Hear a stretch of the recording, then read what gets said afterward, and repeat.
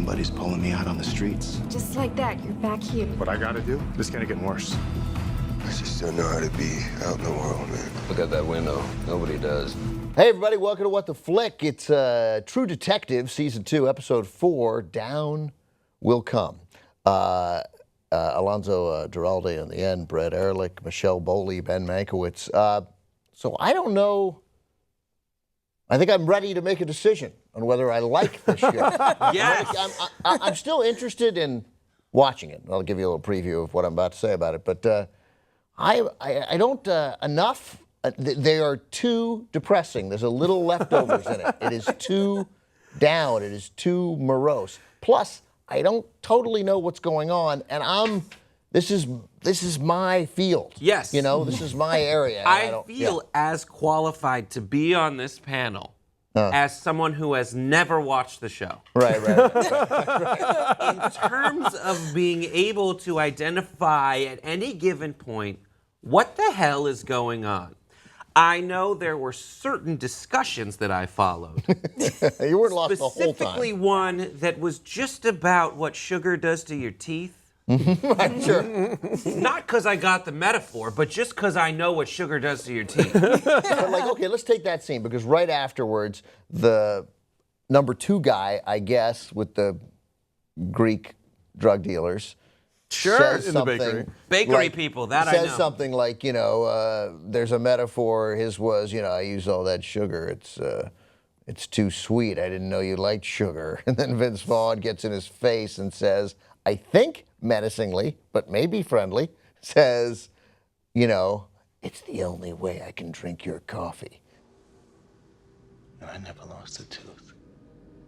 Never even had a fucking cavity. And I'm like, there's subtext here. I literally have no idea. My thought was the subtext that they bring up teeth because he's mad that he yanked out the choppers of that dude last week.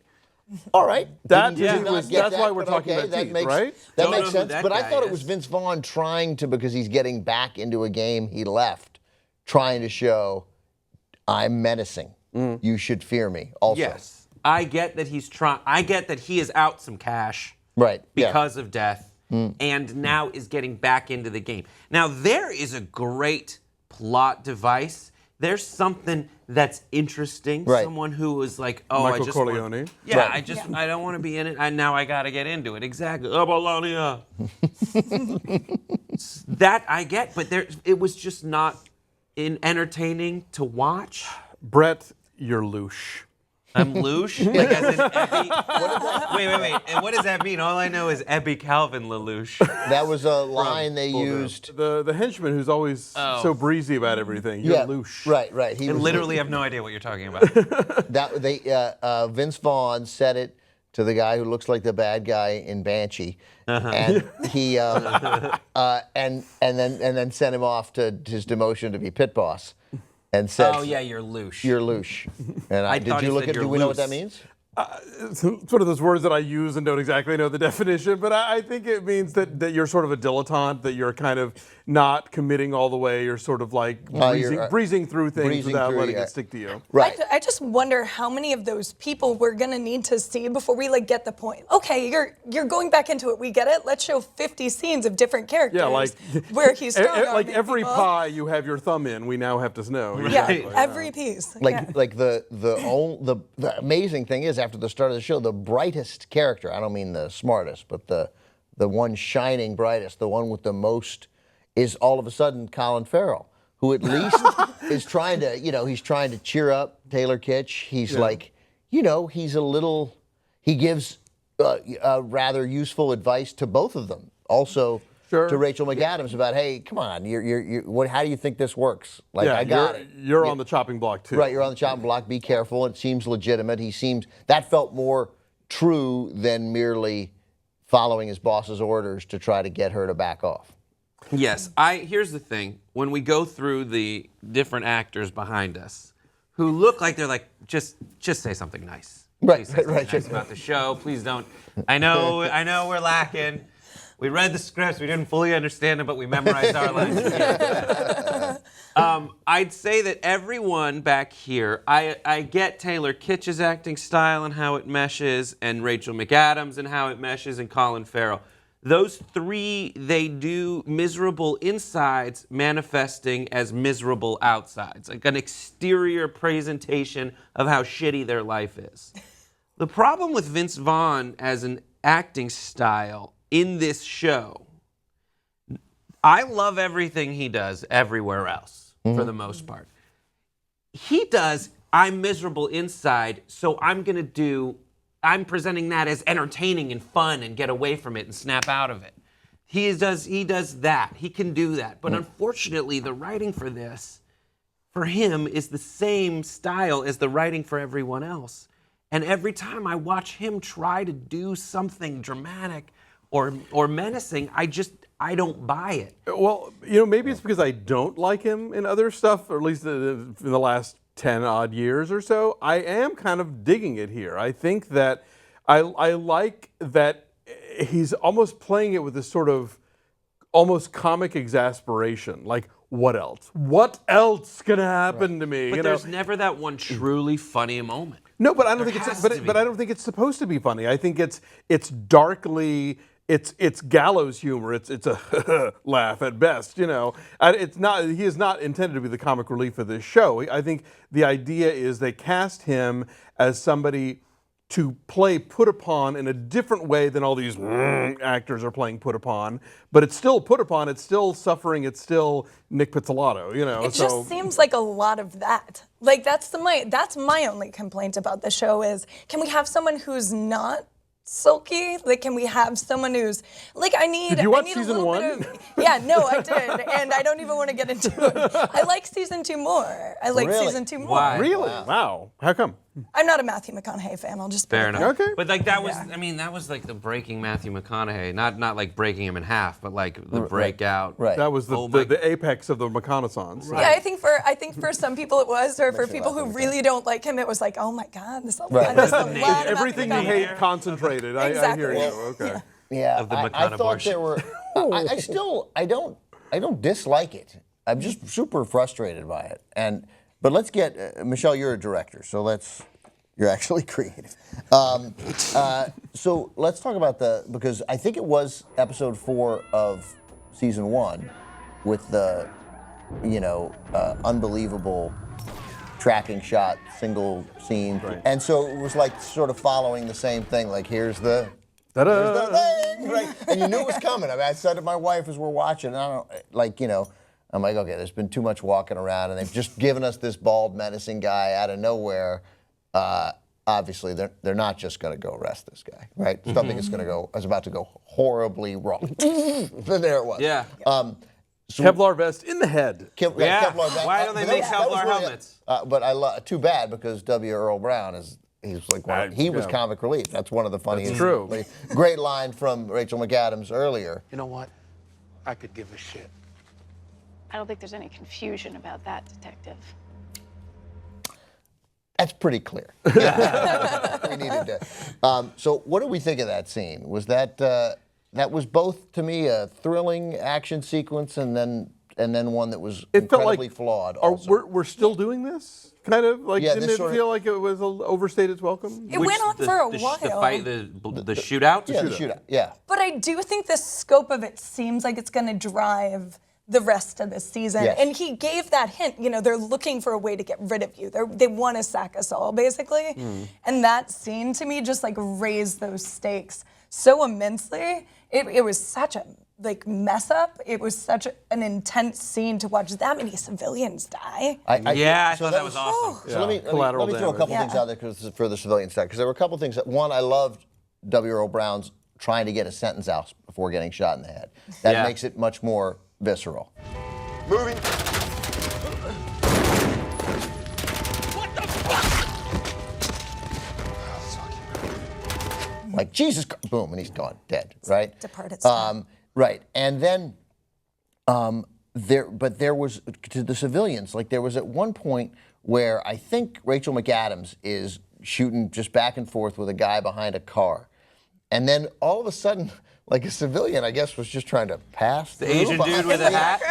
Right, and you're like, I think that was a terrible decision to try to sneak out at that point, sir. And that felt like where in those video games where you're like, don't shoot the hostage. Yeah. It's like you blew.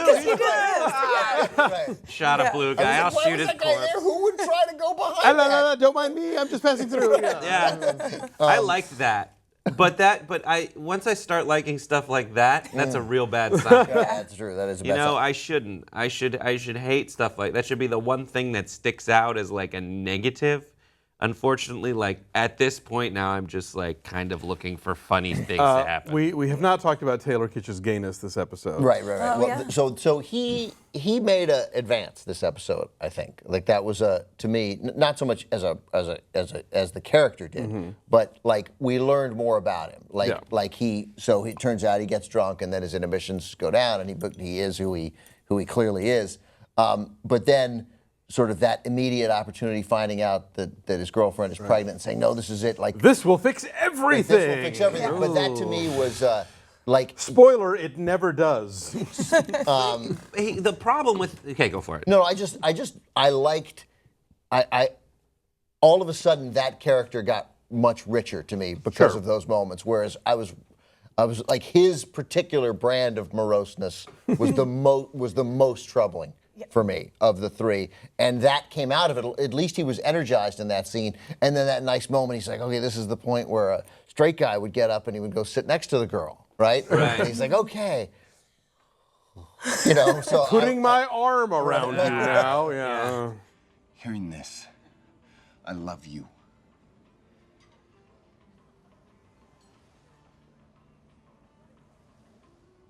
I guess I love you too. The problem with that, though, with that scene I had, was the "I guess I love you too." That's what I was about to say. That's like it is a meta. That's meta dialogue. That should be Mm-hmm. implied Right. by the delivery of "I love you too." I love you too. Message I care. Yeah, exactly. Not explicitly. I Right. guess I love you Like too. just a It made the rest of the scene awkward. I love you too, right? Yeah. Just something that we're like, oh no. or just don't say anything. right. And then when he gets up and That's a goes good over to her, you're like, after he said it that way, or after she said it that way, you're like, why did he get up? What was the motivation? Because It was so weird. It's irrelevant to him whether she loves him.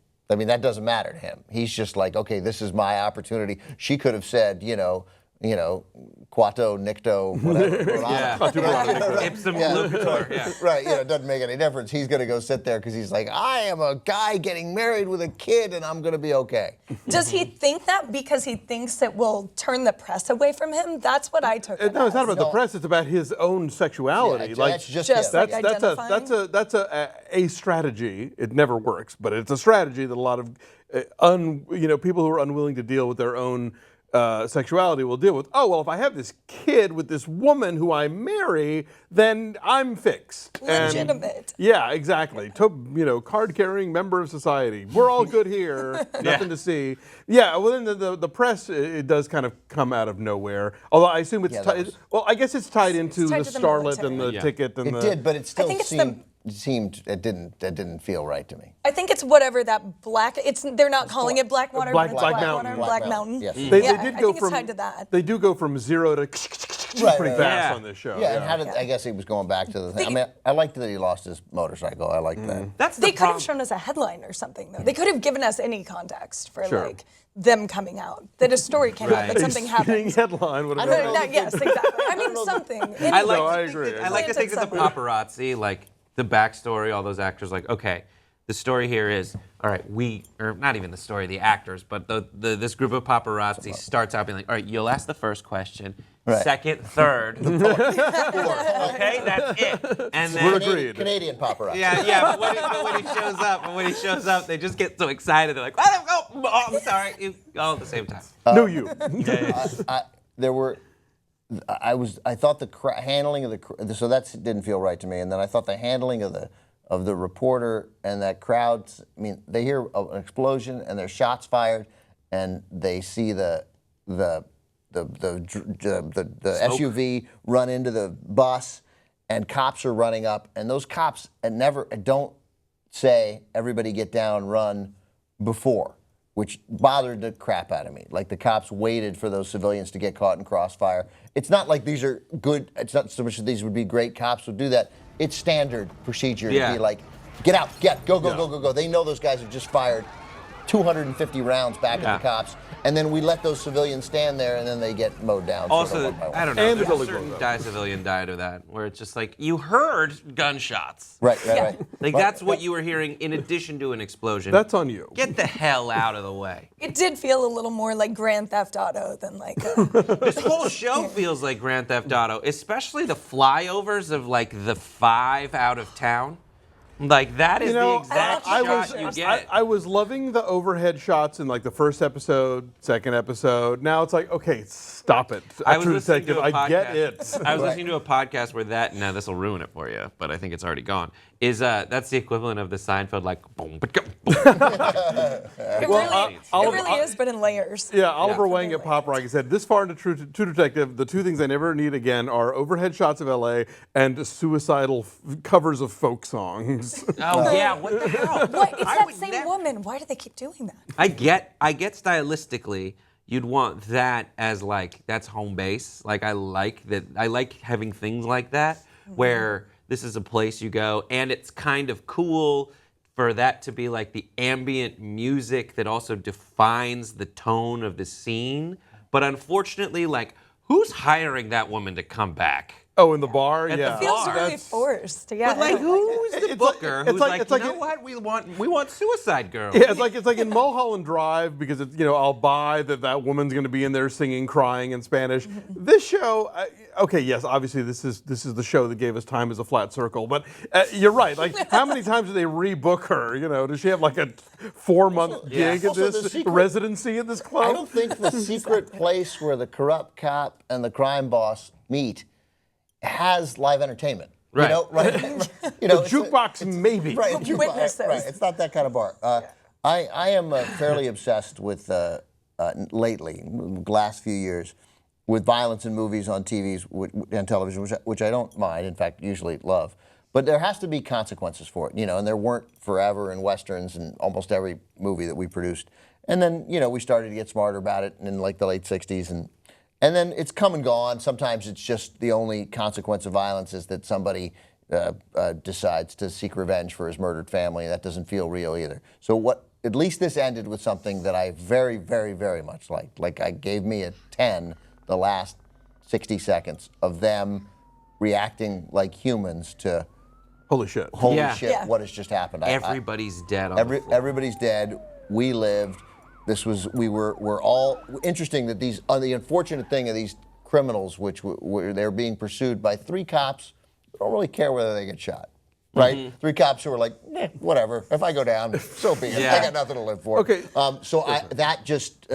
That gave me a moment where I was like, God damn this show, and then I was like, okay, now I at least am into that human moment. Speaking of things we may or may not buy, the coalition flashback, whatever history of David Morse, Rick Springfield, and the mayor of Vinci, that just seems like a lot. That not only that they all knew each other, but that he's got the photo album with the 8x10 giant photo of them on the beach. Not like a little, like Kodachrome. No, the big ass one. Also because he had to search for a little bit of whether he knew him in his mind. Right. And he's like, page 96. I know him. I got it referenced right here. Yeah. And Colin Farrell does have the biggest aura he's ever seen, which if you've seen his sex tape, you know it's true. Hello. What is green and black? Does anyone know anything about Oris? I did not Google that. I should. Yeah, we need to find out. It's not happy. No, probably not. I know that I really like Colin Farrell. As an actor, really like him in this show.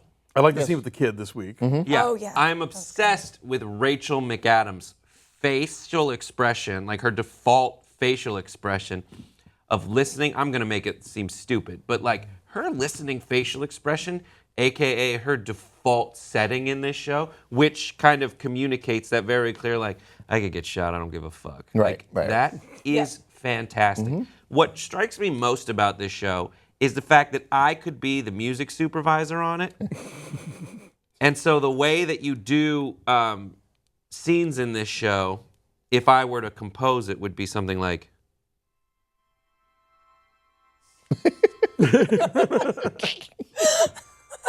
the whole time faintly in the background. Like a little Dracula, a little. I don't understand what's going on between us.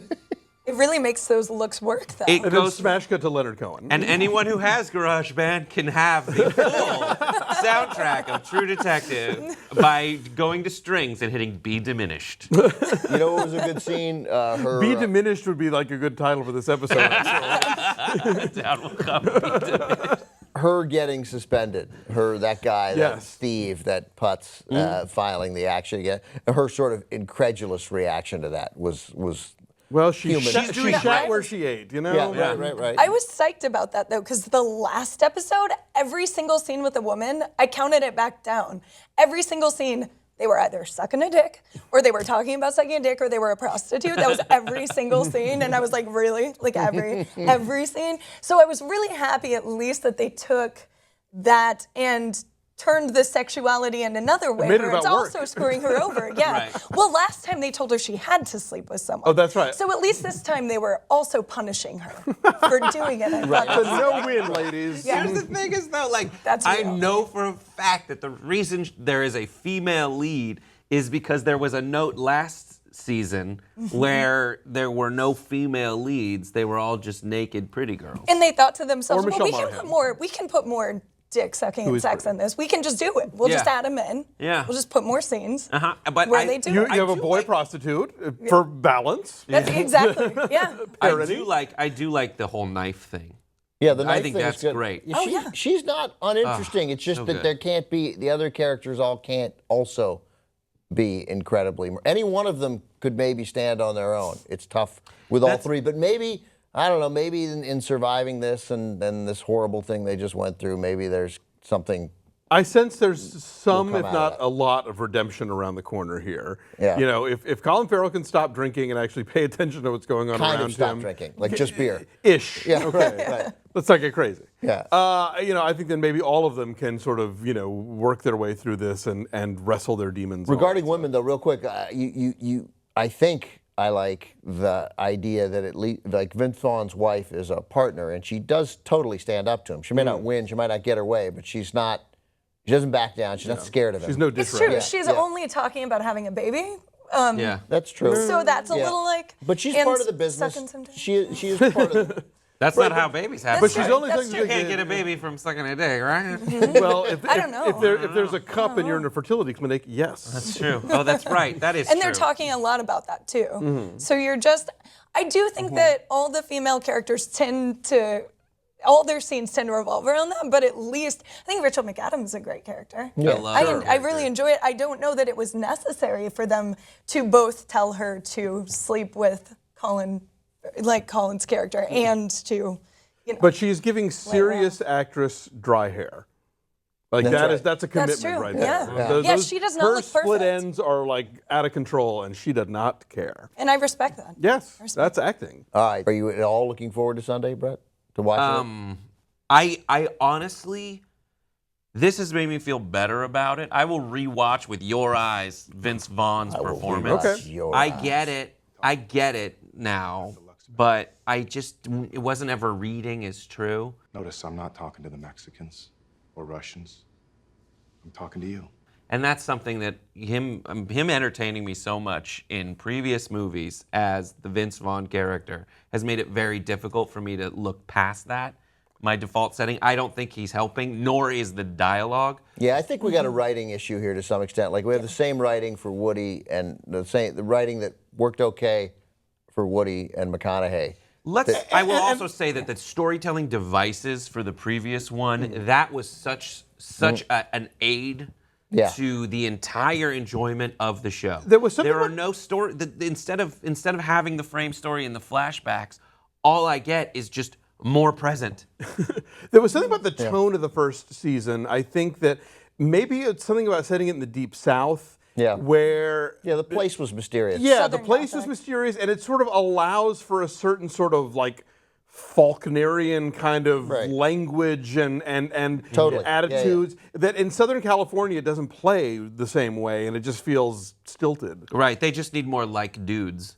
Right. I'm surprised I'm we're still not watching, getting. you know, Surprised we're not getting flashbacks to like Vince Vaughn in his most corrupt days, or Caspere. Well, he keeps telling us about them, so we don't have to have flashbacks. Yeah, but I mean, like, we're not getting the like. I'm surprised they haven't given us the debaucherous sex that Caspere was clearly engaged in a sense, coming out of a show that used alternate storylines. Yeah, or for that matter, we haven't even been talking about the guy that Colin Farrell killed, who may or may not have raped his wife. You know? Which they started doing in the first episode. You thought there was going to be a lot of that, and then they kind of just dropped it. It's not there Let's anymore. focus more on kinky birdhead people. Like that's what I thought that's when I thought it was going to turn. Right. We go, but I'm afraid because there haven't been any kinky birdhead people since that scene, that there won't be any more like cool murder shootout people. Kinky Birdhead is the new Yellow King. Yes. The new Yellow King, yeah. We'll mention it, and then we're not going to do a damn thing with it. Yeah. All right, well,